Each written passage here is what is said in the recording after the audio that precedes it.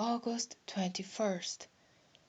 Job chapter 1st verse 1st until chapter 3rd verse 26. There was a man in the land of Uz whose name was Job, and that man was perfect and upright, and one that feared God and eschewed evil. And there were born unto him 7 sons and 3 daughters. His substance also was 7,000 sheep, and 3,000 camels, and 500 yoke of oxen, and 500 asses, and a very great household, so that this man was the greatest of all the men of the east. And his sons went and feasted in their houses, every one his day, and sent and called for their 3 sisters to eat and to drink with them.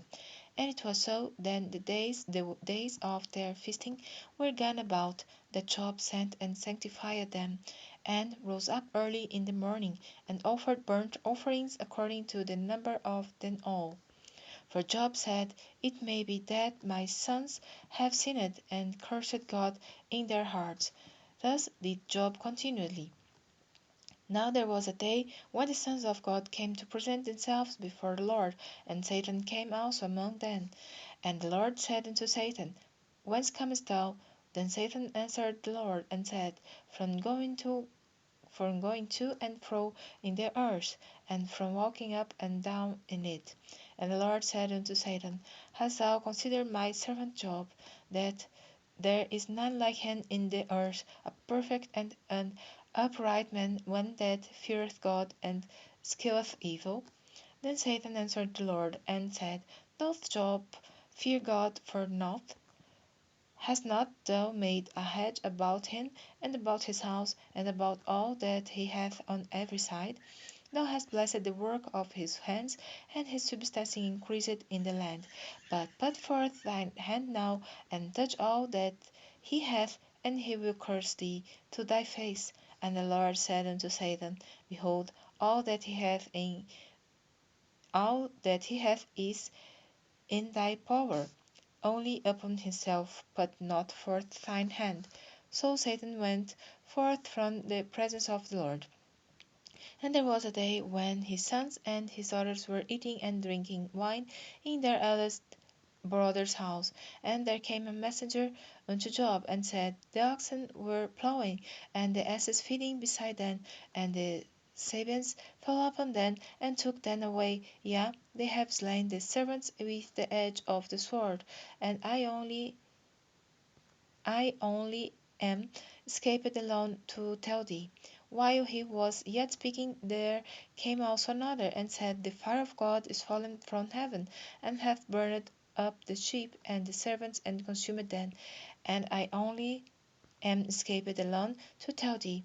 While he was yet speaking, there came also another, and said, The Chaldeans made out 3 bands, and fell upon the camels, and have carried them away. Yea, and slain the servants with the edge of the sword, and I only am escaped alone to tell thee. While he was yet speaking, there came also another, and said, Thy sons and thy daughters were eating and drinking wine in their eldest brother's house, and behold, there came a great wind from the wilderness, and smote the 4 corners of the house, and it fell upon the young men, and they are dead, and I only am escaped alone to tell thee. Then Job arose and rent his mantle, and shaved his head, and fell down upon the ground, and worshipped, and said, Naked came I out of my mother's womb, and naked shall I return thither. The Lord gave, and the Lord hath taken away. Blessed be the name of the Lord. In all this Job sinned not, nor charged God foolishly. Again, there was a day when the sons of God came to present themselves before the Lord, and Satan came also among them to present himself before the Lord. And the Lord said unto Satan, From whence comest thou? And Satan answered the Lord, and said, From going to and fro in the earth, and from walking up and down in it. And the Lord said unto Satan, Hast thou considered my servant Job, that there is none like him in the earth, a perfect and an upright man, one that feareth God and escheweth evil? And still he holdeth fast his integrity, although thou movest me against him, to destroy him without cause. And Satan answered the Lord, and said, Skin for skin, yea, all that a man hath will he give for his life. But put forth thine hand now, and touch his bone and his flesh, and he will curse thee to thy face. And the Lord said unto Satan, Behold, he is in thine hand, but save his life. So went Satan forth from the presence of the Lord, and smote Job with sore boils from the sole of his foot unto his crown. And he took him a potsherd to scrub himself withal, and he sat down among the ashes. Then said his wife unto him, Dost thou still retain thine integrity? Curse God and die. But he said unto her, Thou speakest as one of the foolish women speaketh. What? Shall we receive good at the hand of God, and shall we not receive evil? In all this did not Job sin with his lips. Now when Job's 3 friends heard of all this evil that was come upon him, they came every one from his own place, Eliphaz the Temanite, and Bildad the Shuhite, and Zophar the Naamathite. For they had made an appointment together to come to mourn with him and to comfort him. And when they lifted up their eyes afar off, and knew him not, they lifted up their voice and wept, and they rent every one his mantle, and sprinkled dust upon their heads toward heaven. So they sat down with him upon the ground 7 days and 7 nights, and none spake a word unto him, for they saw that his grief was very great. After this opened Job his mouth, and cursed his day. And Job spake and said, Let the day perish wherein I was born, and the night in which it was said, There is a man child conceived. Let that day be darkness. Let not God regard it from above, neither let the light shine upon it. Let darkness and the shadow of death stain it. Let a cloud dwell upon it. Let the blackness of the day terrify it. As for that night, let darkness seize upon it. Let it not be joined unto the days of the year. Let it not come into the numbers of the months. Lo, let that night be solitary. Let no joyful voice come therein. Let then curse it that curse the day, who are ready to raise up their mourning. Let the stars of the twilight thereof be dark. Let it to look for light, but have none. Neither let it see the dawning of the day, because it shut not up the doors of my mother's womb, nor hide sorrow from mine eyes. Why died I not from the womb? Why did I not give up the ghost when I came out of the belly?